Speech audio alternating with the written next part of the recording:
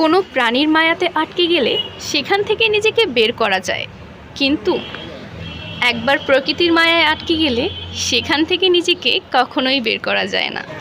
আসসালামু আলাইকুম, hello everyone, welcome back to my new video. আশা করি সবাই ভালো আছেন।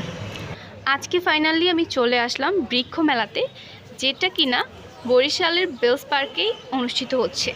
এখানে আসা মাত্র সবার আগেই আমার চোখে পড়ল স্বরূপকাঠির একটা বৃক্ষের স্টল। মূলত আজকে বৃক্ষ মেলায় আসার একটাই কারণ, সেটা হচ্ছে বিভিন্ন রকম গাছের কালেকশনগুলো দেখব। আর আমাদের স্বরূপকাঠিতে যেই পরিমাণ নার্সারি আছে, তাতে এই বৃক্ষ মেলা থেকে গাছ কেনার আমার কোনো প্রয়োজনই নাই।